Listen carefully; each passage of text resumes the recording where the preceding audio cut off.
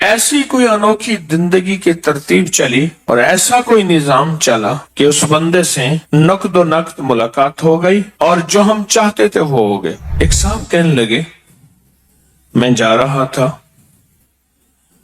اور میں نے اینک نہیں پہنی ہوئی تھی، بائک پہ جا رہا تھا۔ شام کا وقت مچھروں کا وقت ہوتا ہے، شام ہمیشہ مچھر نکلتے ہیں، کیونکہ اللہ کا نظام چلنا ہے کہ اللہ نے مختلف جانوروں کو غذا دینی ہے۔ شام کے وقت چمگادر بھی نکلتے ہیں، وہ اللہ کا ایک نظام چلنا ہے۔ تو کہا میں نے فرشتوں کو کلمہ پڑھ کے ہدیہ دیا، کچھ مقدار کلمے کی تھی، میں نے فرشتوں کو ہدیہ دیا اور کہا کہ میں نے اپنے مرشد سے سنا ہے ایک آنکھ کی حفاظت 9 فرشتے کرتے ہیں۔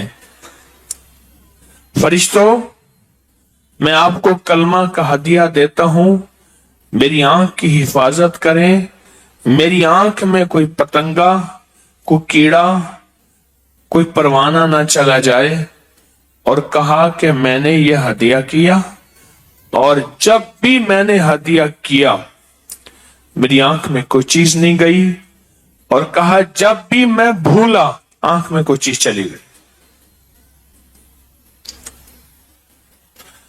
کہا ایک دفعہ میں نے دور تھا تو میں آپ کا دم ہو رہا تھا، اس کے بعد دعا تھی، میرے جی میں تھا کہ میری گھر والے بھی سارے آ جائیں اس دعا میں۔ میرے پاس موبائل تھا، ان کے پاس نہیں تھا، میں نے فرشتوں کو ہدیہ کرنا شروع کر دیا، کلمے کا، اعمال کا، سورۃ قل ہو اللہ اعمال کا، فرشتوں کو ہدیہ کرنا شروع کر دیا۔ اور فرشتوں کا کہا میرے گھر والوں کو لے آؤ، اور کہا کہ تھوڑی ہی دیر گزری سارے گھر والے آ گئے۔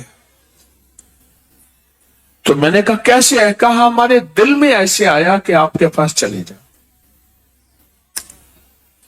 فرشتوں کو ہدیہ کیا۔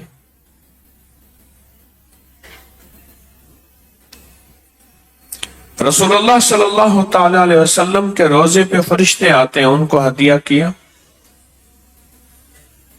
روحوں کو ہدیہ کیا، نیک جنات کو ہدیہ کیا۔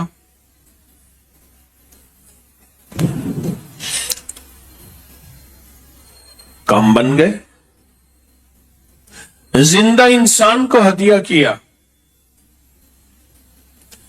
ایک بابا اکرم ہے، نیک آدمی ہے،